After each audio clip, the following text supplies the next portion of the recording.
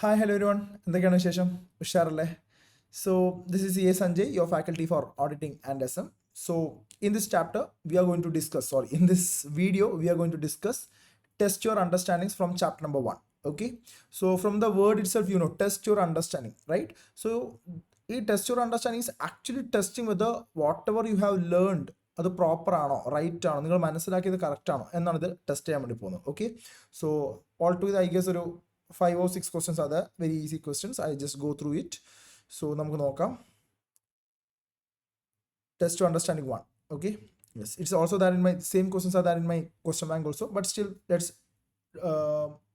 read it from the ICA study material.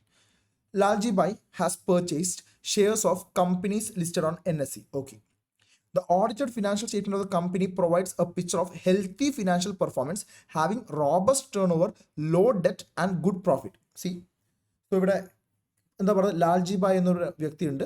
പുള്ളി ഒരു company, listed കമ്പനിയുടെ ഷെയർസ് പർച്ചേസ് ചെയ്തിട്ടുണ്ട്. ആ കമ്പനിയുടെ audited financial statement is saying the company is providing a healthy financial performance, having robust turnover, low debt and good profit.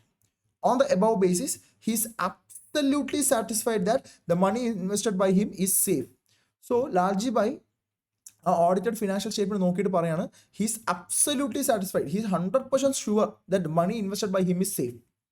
Okay, and there is no chance of losing his money. So, on the basis of audited financial statement, this guy Lalji Bhai is coming to a conclusion that his money is absolutely safe. There is no chance of losing the money. So, my question to you is, do audited results and audit report of the companies provide such assurance?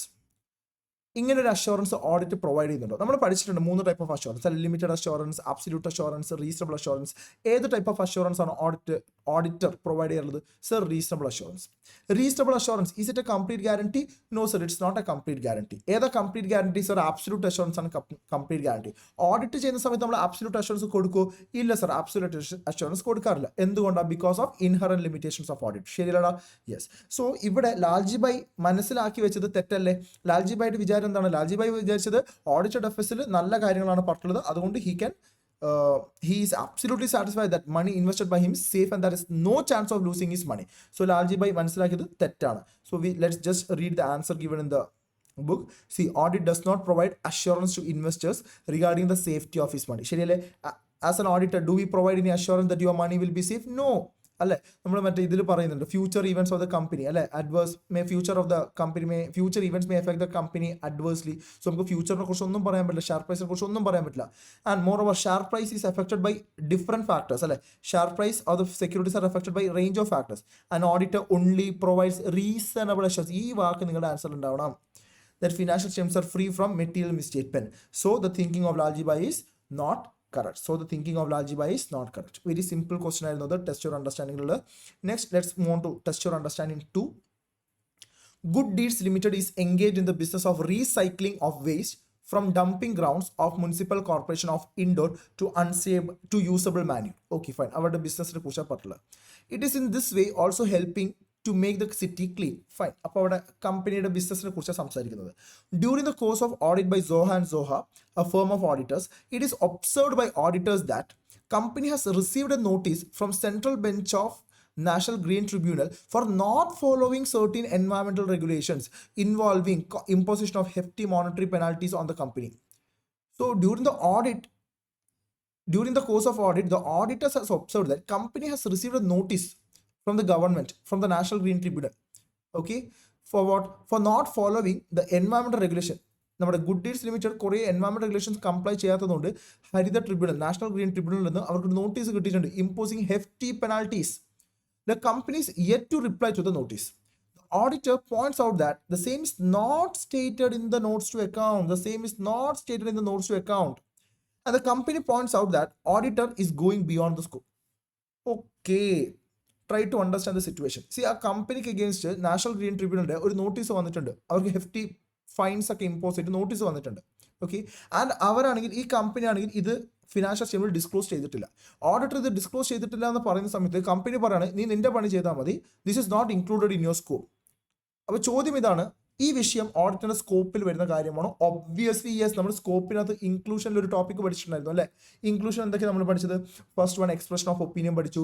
പിന്നെ cover all the aspects of the entity relevant to financial statement പഠിച്ചു, പിന്നെ reliability and sufficiency of information പഠിച്ചു, and the fourth one is proper disclosures as required by the statutory requirement. You remember that? ആ point വേണം നിങ്ങൾ ഇവിടെ explain ചെയ്യാൻ വേണ്ടിയിട്ട്. Let's see the answer. Proper disclosure of financial information is well within. See, if this question is asked in the exam, ഈ ഒറ്റ sense എഴുതി കൊടുത്ത മാർക്ക് കിട്ടത്തില്ല കേട്ടോ. നിങ്ങൾ ഇവിടെ അവർ ജസ്റ്റ് ഒരു ഹിന്റ് പോലെ നിങ്ങൾക്ക് തന്നിട്ടുള്ളത്, ഇതാണ് ആൻസർ, ഇത് ഇത്ര എഴുതി കൊടുത്ത മാർക്ക് കിട്ടത്തില്ല. യു ഹാവ് ടു റൈറ്റ് ആ പ്രോപ്പർ ഡിസ്ക്ലോഷറിന്റെ പോയിന്റ് ഫുള്ളി എഴുതണം. സ്കോപ്പിനകത്ത് പ്രോപ്പർ ഡിസ്ക്ലോഷർ എന്ന് പറഞ്ഞ പോയിന്റ് ഉണ്ടല്ലോ, ആ പോയിന്റ് ഫുള്ളി നിങ്ങൾ എഴുതേണ്ടി വരും കേട്ടോ. ഏതായിരുന്നു ഇത്? ഈ ഒരു പോയിന്റ് നിങ്ങൾ എഴുതേണ്ടി വരും. ഓക്കെ, ഈ ഒരു പോയിന്റ് എഴുതി കൊടുത്താൽ മാത്രമേ മാർക്ക് കിട്ടത്തുള്ളൂ, അല്ലാതെ ചുമ്മാ ഹെഡിങ് മാത്രം എഴുതി കൊടുത്തിട്ട് മാർക്ക് കിട്ടത്തില്ല. Okay, fine. Yes. So this is your question number 2. Fine. It's very simple question, right? Next question number 3.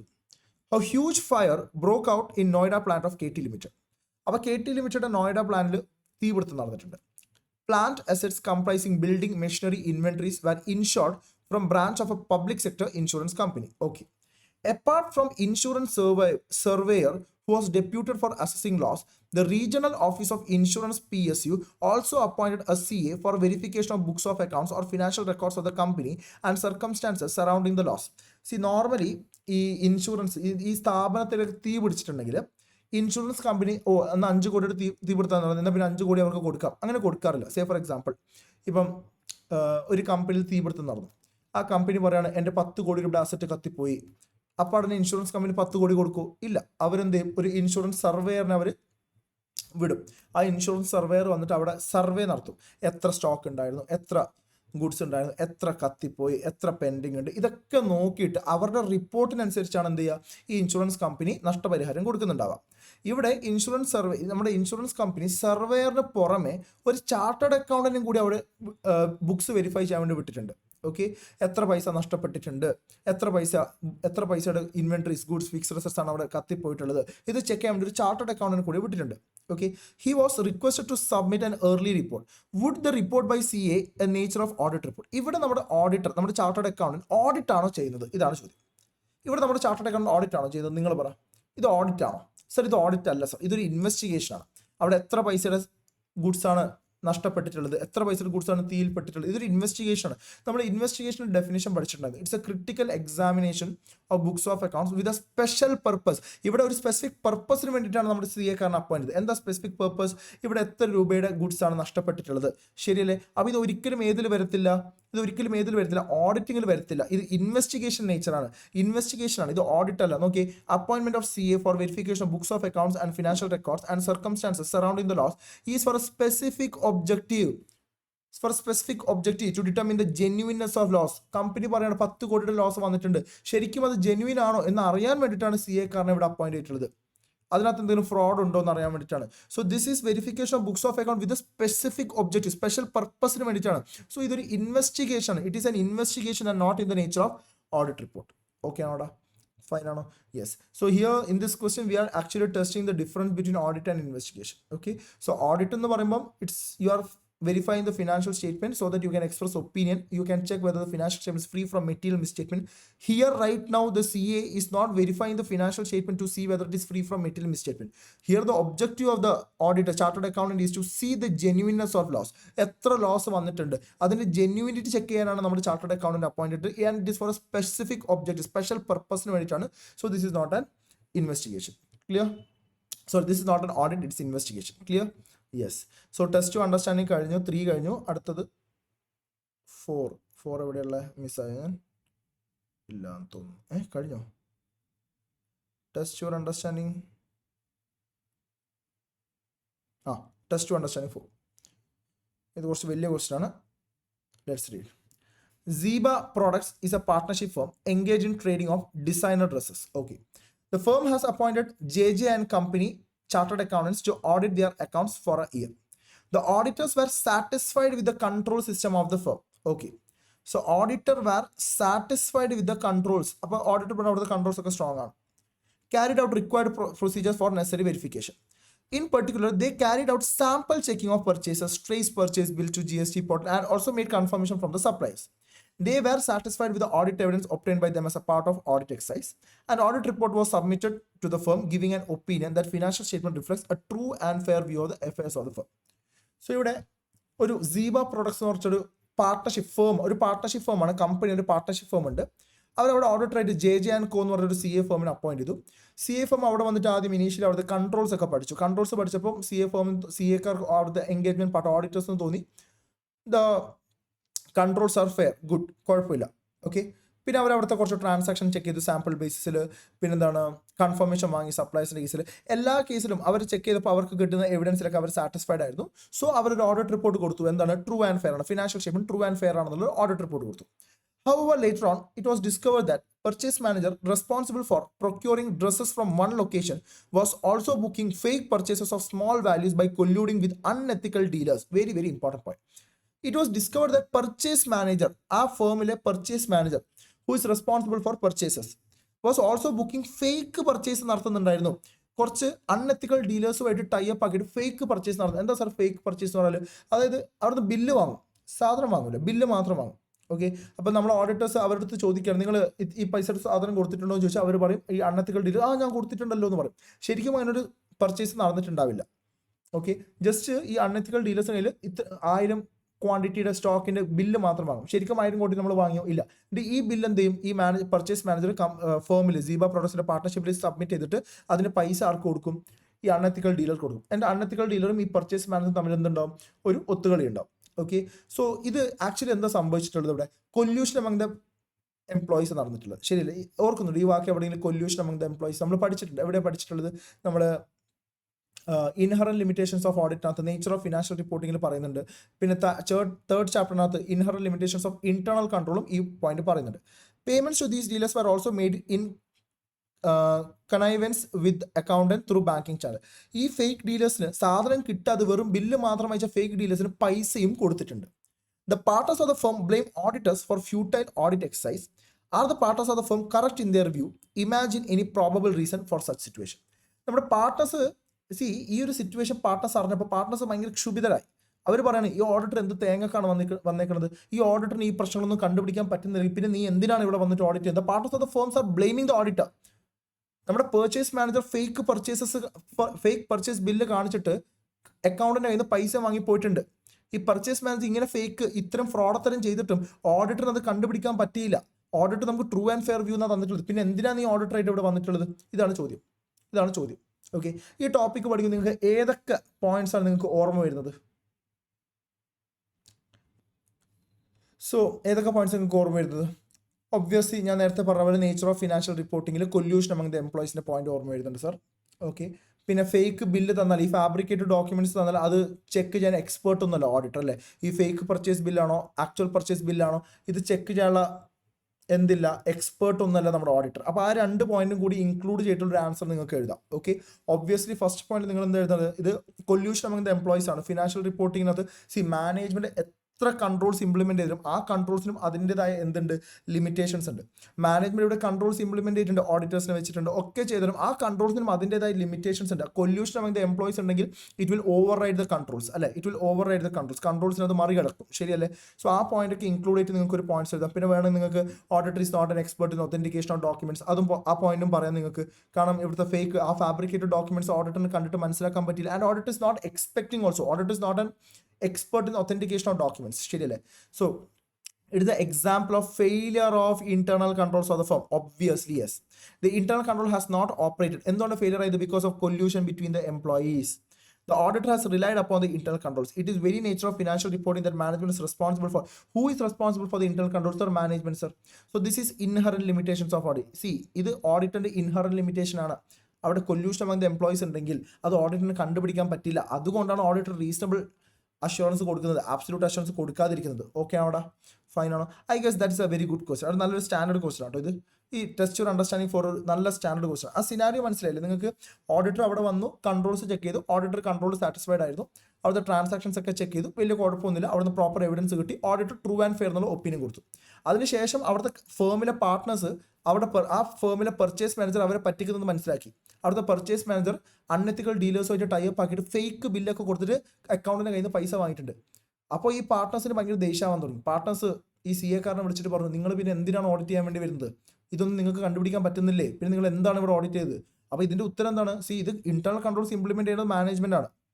ആ ഇന്റേണൽ കൺട്രോൾസ് എത്ര ഇംപ്ലിമെന്റ് ചെയ്താലും അവിടെയും എന്തുണ്ടാവും, ലിമിറ്റേഷൻസ് ഉണ്ട്. Especially collusion among the employees ഉണ്ടെങ്കിൽ ഓഡിറ്റർ അത് കണ്ടുപിടിക്കാൻ പറ്റത്തില്ല. ഓഡിറ്റ് ആൻഡ് മോറോവർ ഈ ഫേക്ക് ഡോക്യുമെന്റ്സ് ഒക്കെ തന്നെ അത് auditor is not an expert in authentication of documents. ആ പോയിന്റ് കൂടി നിങ്ങൾക്ക് ആഡ് ചെയ്യാം കേട്ടോ. Fine, yes. So test to understanding 4 കഴിഞ്ഞോ ടോപ്പിക്സ്? ഐ ഗസ് കഴിഞ്ഞു അല്ലേ? ഇല്ല. Test to understanding 5. Management of exotic tours and travels limited request its auditor Raja and co to provide assurance report on the financial information for the first quarter of the year by skipping required detail.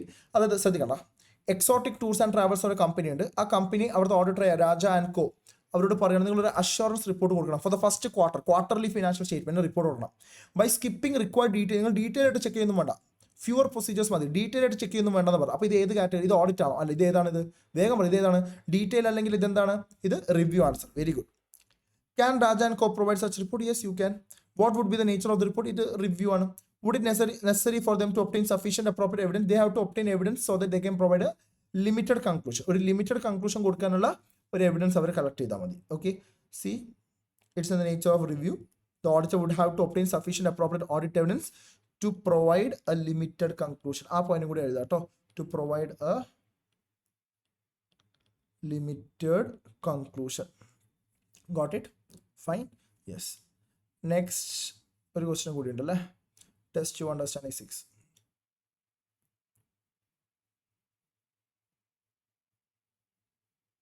C this question is അടിപൊളി question ആണ്.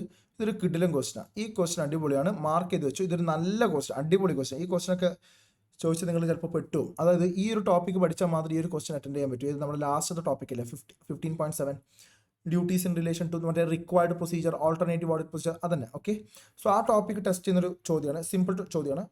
CAP Babu is conducting the audit of financial statements of Quick Buy Private Limited. അപ്പോൾ Quick Buy Private Limited എന്ന് പറയുന്ന company audit ചെയ്യാണ് mister chartered accountant P Babu.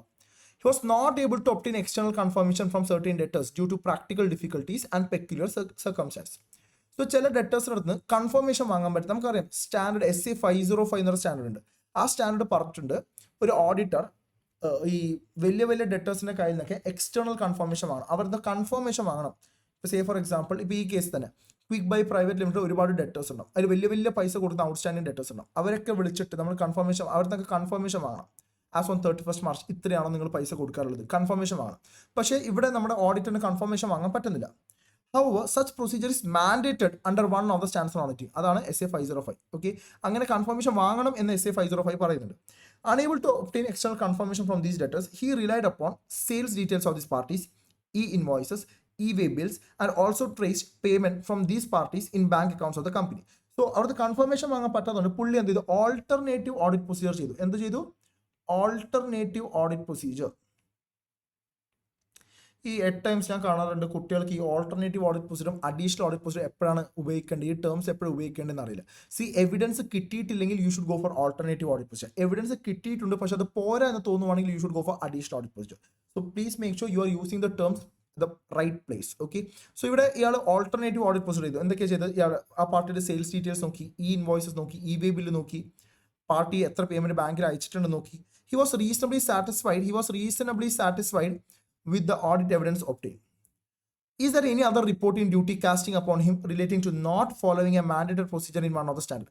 So standard പറഞ്ഞൊരു കാര്യം നമ്മുടെ auditor comply ചെയ്തിട്ടില്ല. അങ്ങനെയാണെങ്കിൽ ഇയാൾക്ക് വേറെ എന്തെങ്കിലും റെസ്പോൺസിബിലിറ്റി ഉണ്ട്? Obviously yes.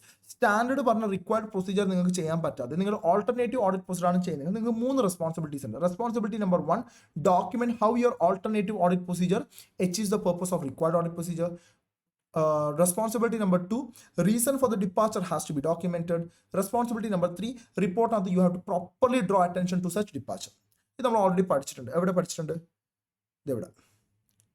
ഫസ്റ്റ് വൺ എന്താ പറയുക നോക്കി, എവിടെ ഞാൻ എഴുതിയത്? ഫസ്റ്റ് വൺ എന്താണ്? First one, document how the alternative audit procedure achieves the requirement of how the alternative audit procedure performed achieves the requirement of achieves the purpose of required procedure. Second one, the reason for the departure has to be documented. And the report nathu nammal krithyamayitte parana nammal standard parana karyamalla nammal comply cheythu nammal alternative audit procedure aanu cheythennulla karyam krithyamayitte note cheyanam. Okay ana? I guess if you have learned this point, this topic is going to be very simple, clear aayittu easy aayittu kittunna oru topic aanu. Sheriyalla? Yes. So with this we are done with test your understanding of chapter number 1. I guess it's very easy topic, right? A very easy peasy ആയിരുന്നു. So any doubts you can just comment in the chat box, and if you like this video, please do like, share, comment, okay, so that next time when I post some video നിങ്ങൾക്ക് അതിന്റെ notification കിട്ടും, അതിന്റെ algorithm match ആവണ്ടേ. Okay, so anyway, fine, thank you, thanks a lot.